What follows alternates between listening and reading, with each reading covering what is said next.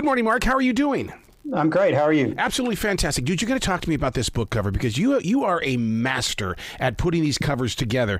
And the thought that went into this, what did you write in this story that said this is going to be the book cover? Well, the art department at my publisher does an amazing job. And there was one time in my career where I gave them some input and they did what I asked them to. And it was not my best cover. So I always let them do what they do. But my, I write big geopolitical thrillers with lots of action, lots of foreign locations and things like that. So they took the nation of Ghana, which is where this book takes place in West Africa, and then they found a great image to put on the cover. Wow. Joshua Duffy, let's talk about this. First of all, it's a great name. I love the name. It's a catchy name. It's one of those that's going to stick around for a long time. How did you come up with this character, and where were you really at? Was it at home, or were you when you were, because you travel all over the world? Was it in a different location? Yeah, so I came up with the Josh Duffy character over time, but I was doing a lot of training with firearms, and I was going to a lot of schools around the country where they were training civilian military contractors, so kind of high threat bodyguards that would go to the Middle East, for example. And I got to know these guys and spend time in the bunkhouses and the team houses. And I got the idea, it was interesting to me. It's a very blue collar job. It looks kind of sexy from afar, but up close, it's like the firearms are their tools of their trade, just like they're plumbers or whatever.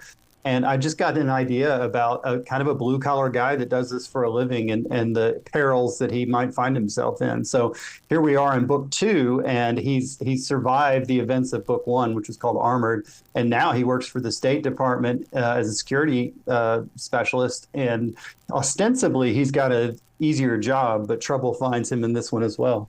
See, I love the way that you make him real, because Josh has a wife, he's got kids, he's got a mortgage. And one of my masters in martial arts actually started with your earlier day books, and he used your books to get into the FBI because you always showcase growth, potential, and you really do affect us in so many different ways.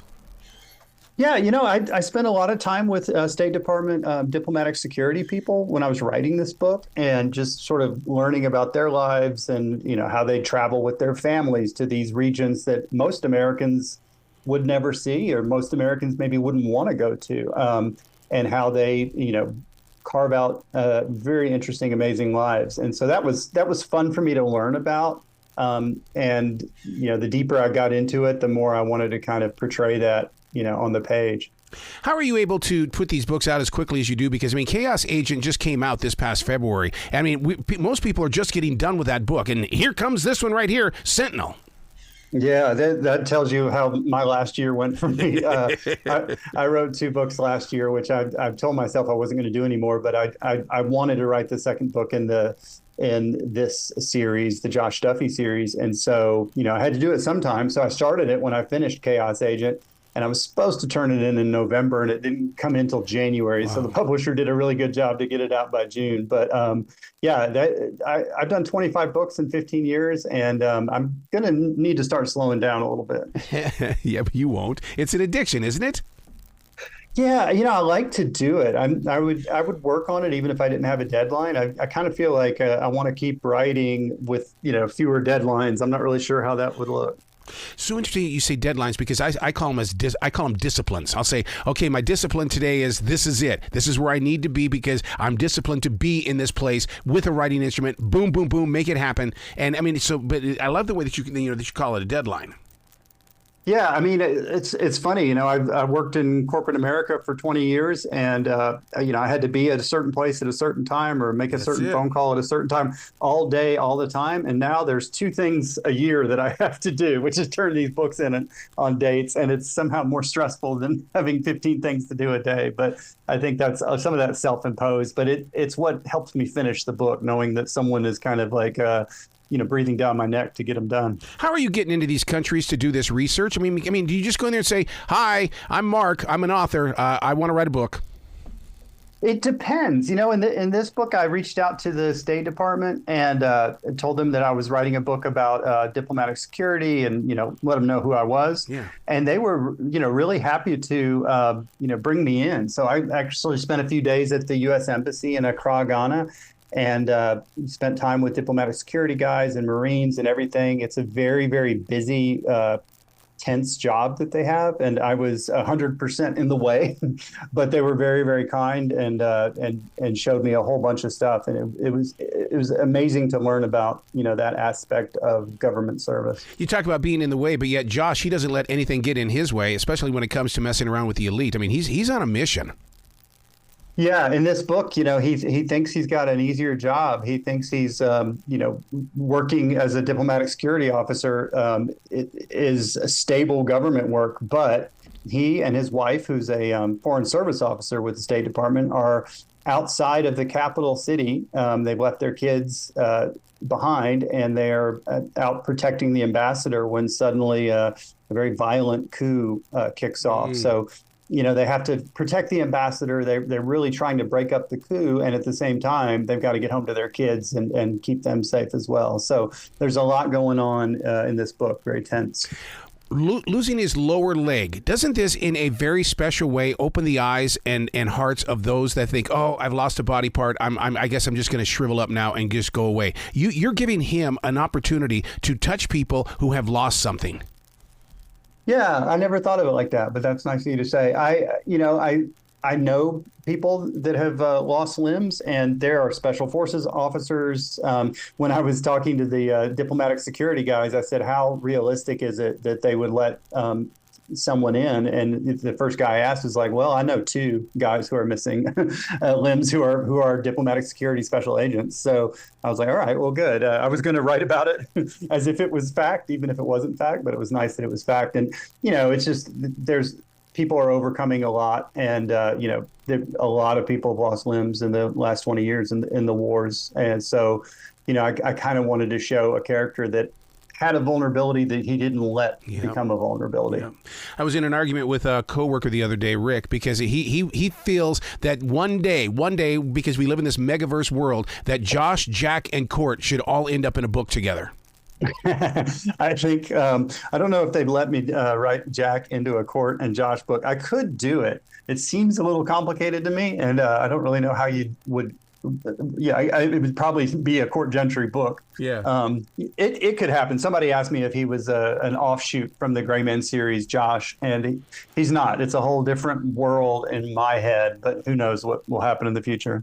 How do you develop a relationship with these characters because if you're going to write about Josh and you're going to write about Court, to me, that right there is enough to say, hey, he's getting more attention than I am. What's going on here, Mark? Well, I like him having the attention. Josh is somebody who is just a lot more maybe grounded.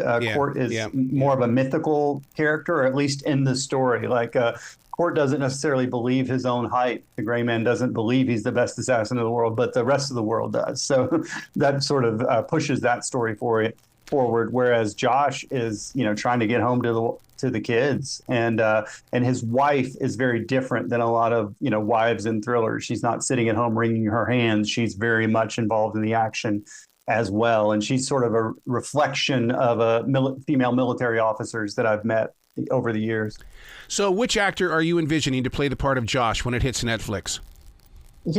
I don't really know, but I saw Joe Carey, who was in Stranger Things, the Steve character in Stranger Things. He's in his early 30s. He's about Josh's age.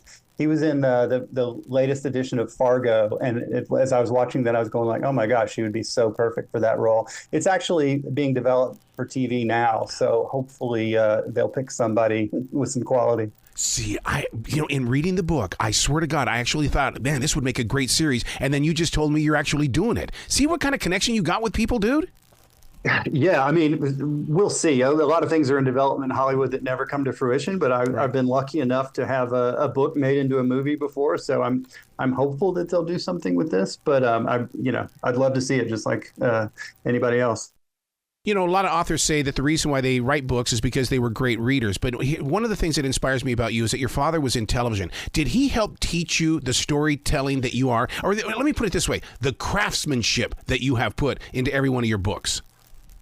Yes and no. I mean, he didn't really teach me about writing other than editing. So Yes. I would write something, like a school paper or whatever, and give it to him, and he would just Christmas tree it with all the things to fix, and because that's what he did for a living.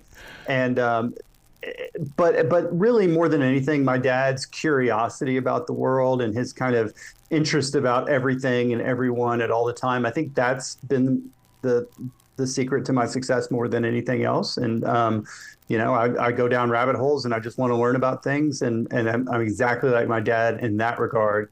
The writing I've kind of like picked up from just reading thousands of books in the genre. And but I do remember my dad, just sort of like, fixing everything that I got wrong. And I try and hold myself to that standard. I love going into rabbit holes only because I'm going into an area that I don't know about. And when I pop up on the other side, it's going to be like, oh, God, I can turn this into something.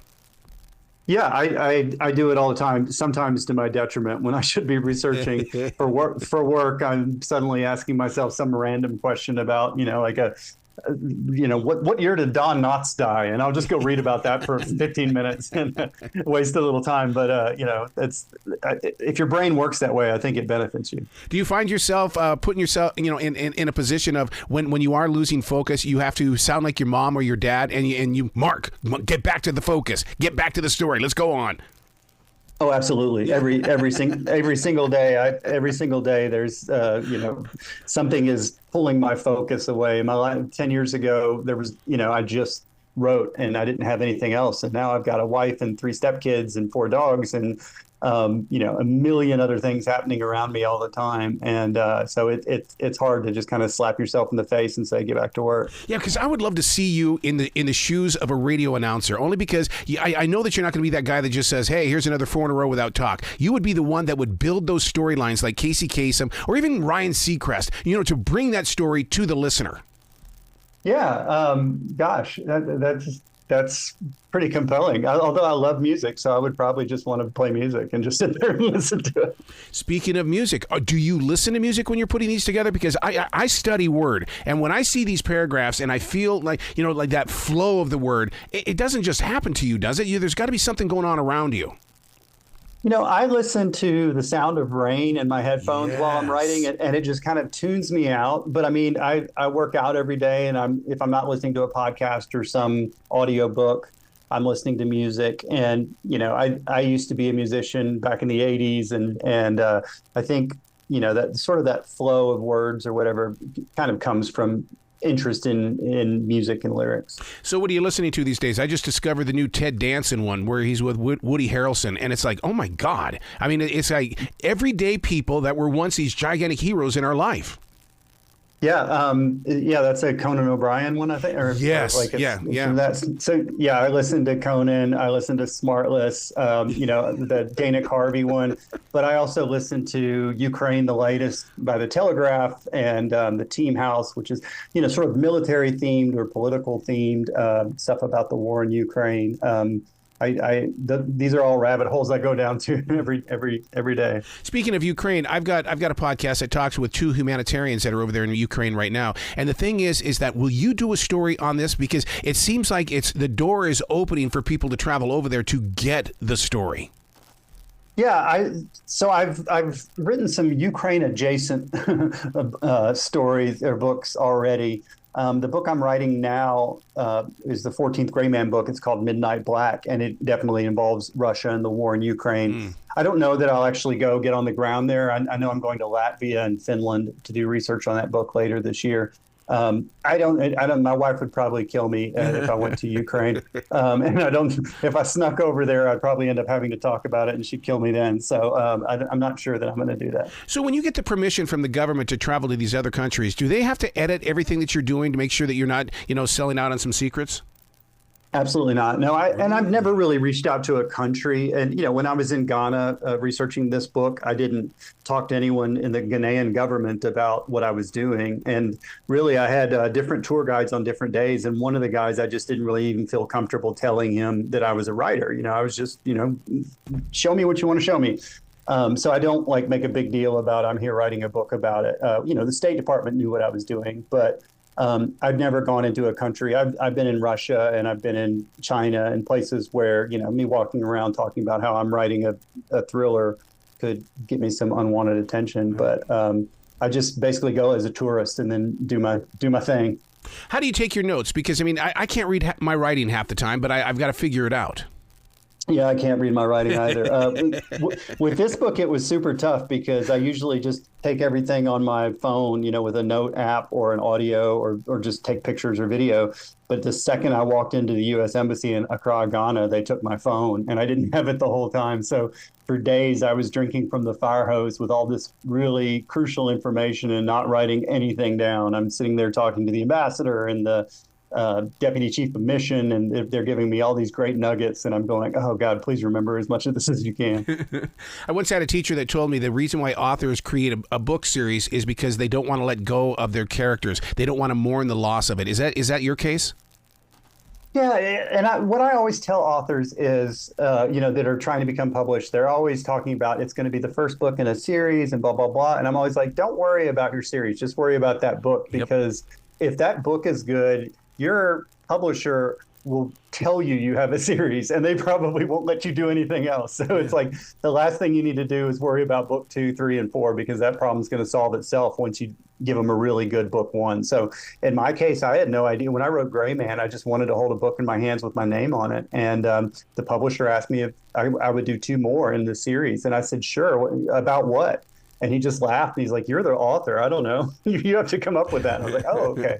That's when I learned I was doing a series. See, that's one of the things that I wish listeners could go through when it comes to book authors, is that moment when it arrives at the house and you have to open the package and there it is right there in front of you. I wish they could experience that moment.